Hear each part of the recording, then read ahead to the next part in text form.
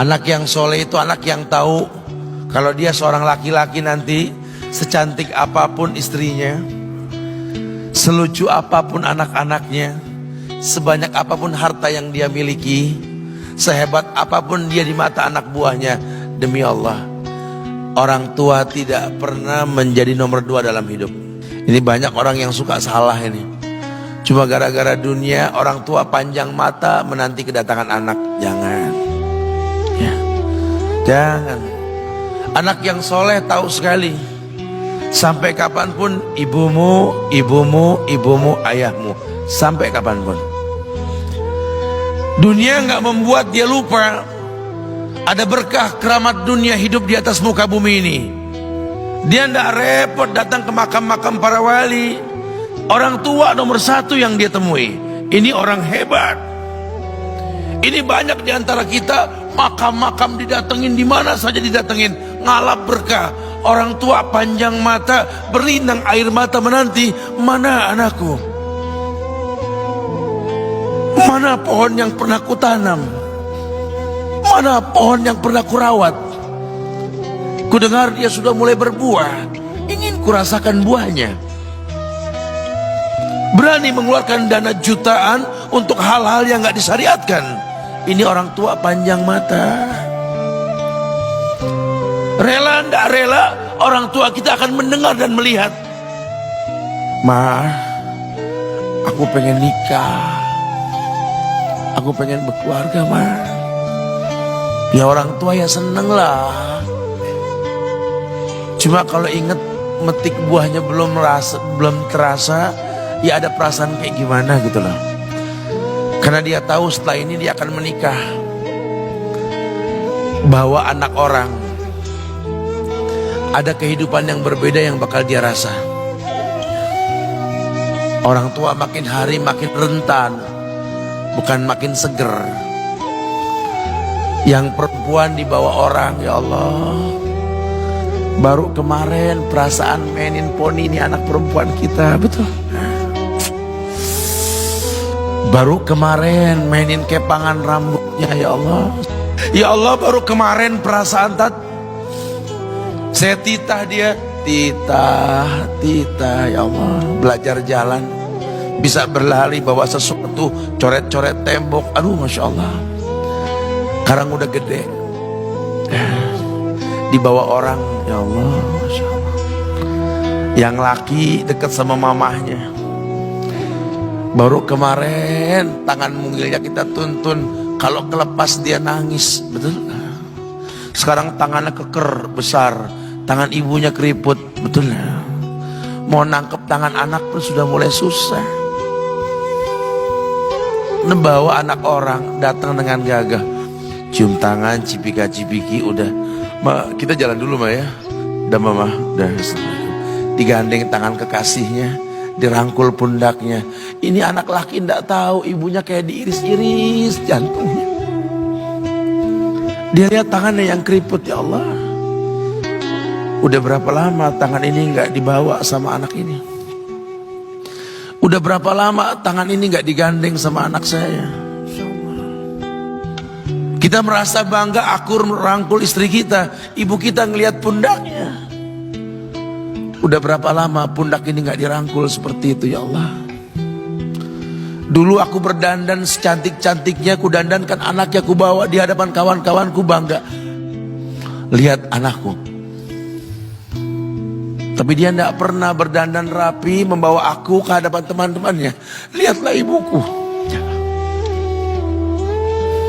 Ibunya sudah kebayang, ya Allah, ini anak bakal minta nikah sebentar lagi. Yang wajar kalau orang nanam pohon pengen metik buah, wajar. Ini buah belum terasa, pohon sudah mau dibawa. Kebayang tidak? Ya Allah. Mulai dia kebayang. Sehingga rasa-rasa seperti ini menjadi tumpukan rasa di hati orang tua kita, yang nanti pada akhirnya dia pun bakal kembali ke hadirat Allah, kita pun bakal kembali ke Allah, betul? Sementara yang namanya kemuliaan datang dengan cara sabab yang benar. Ridallah fi ridal walidain wa sukhtullah fi sukhtil walidain. Ridanya Allah ada di ridho orang tua, murkanya pun sama. Karena semua ibadah yang dia lakukan berujung pada surga.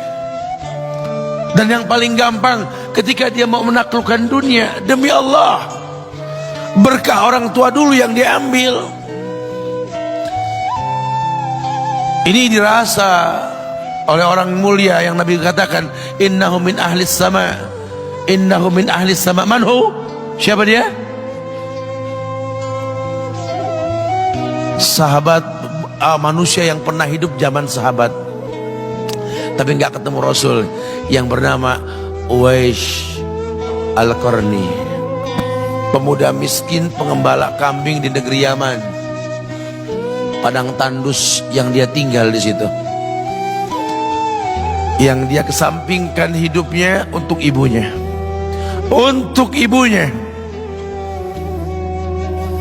Tidaklah terucap kalimat satu yang ingin ibunya pengen, kecuali Uwais pasti akan melakukannya apapun, dan ibunya cacat.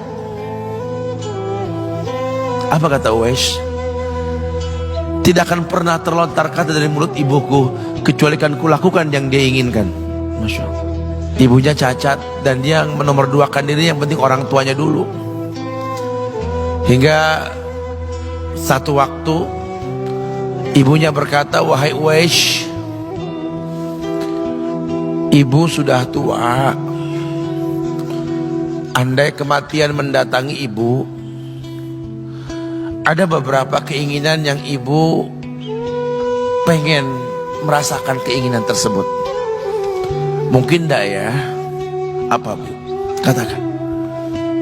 Ibu pengen haji. Bengong, wes, ya Allah bu, ini Yaman, Hadramaut, yang sekarang saja pesawat itu bisa 3 jam menuju Saudi itu, 2 jam lebih lah menuju Saudi. Ini lebih jauh lagi, kebayang berapa ratus kilo, berapa ribu kilo, nggak tahu.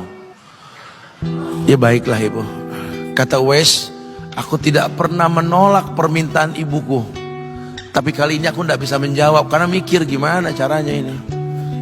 Apalagi dia seorang pemuda yang punya penyakit sopak, ada tanda-tanda putih di bagian badan itu kayak pano besar gitu tuh. Udahlah, terserah gimana nantilah. Yang penting ini nomor 1 dalam hidup ini. Dia beli seekor anak sapi, digendong tiap hari itu sapi sama si Uwais menuju puncak gunung. Turun lagi, gendong ke atas, turun lagi tiap hari. Sampai orang bilang, Uwais gila no. Orang sapi dipiara, dia digendong tiap hari naik gunung yang tinggi. Sampai nggak berasa, dikatakan 8 bulan dia lakukan itu. Sehingga terbentuklah fisiknya yang bagus karena olahraga tiap hari bawa itu sapi. Dan sapi itu makin berat, dalam hikayat dikatakan sampai di atas 100 kilo itu sapi. Kemudian dia tetap gendong ke atas dan dia yakin, bismillah saya yakin. Sampailah bulan haji, ibu naik ke pundakku, digendong ibunya dari negeri Yaman. Subhanallah, gak ada yang gak mungkin. Lihat, dibawa ibunya ke Mekah, bertawaf di Ka'bah, dunia menyaksikan. Bahkan hikayat mengatakan dia sempat bertanya kepada sahabat Abdullah bin Umar, aku telah menggendong ibuku dari negeri Yaman menuju Mekah, bertawaf di Ka'bah ini, sudahkah aku membayar jasa ibuku? Apa kata sahabat Abdullah bin Umar? Bahkan satu hentakan napas pun ketika melahirkanmu belum terbayar. Bahkan satu hentakan napas pun ketika melahirkanmu belum terbayar. Dia selesaikan tawafnya, dia selesaikan tawafnya. Selesai tawaf, dibawa ibunya ke makom Ibrahim untuk sholat 2 rakaat. Selesai sholat, dia angkat tangan, dia berdoa kepada Allah, ya Allah, ampunkanlah ibuku ya Allah. Ampunkan ibuku ya Allah. Masukkanlah dia ke sorgamu ya Allah. Masukkan dia ke sorgamu ya Allah. Ibunya berbisik, Uwais, sudahlah, mintalah pada Tuhanmu ampunan untuk dirimu dan sorga untukmu. Wallahi wahai ibu, Allah ampunkan kamu, Allah masukkan kamu ke sorga, cukup untukku, ridhomu yang kubutuhkan wahai ibu. Lihat, manusia saleh, hasil doa Rabbi habli minas solihin. Lihat, makanya ketika Nabi mengatakan innahu min ahli sama, ini manusia penghuni langit, Umar, Ali, temui Uwais.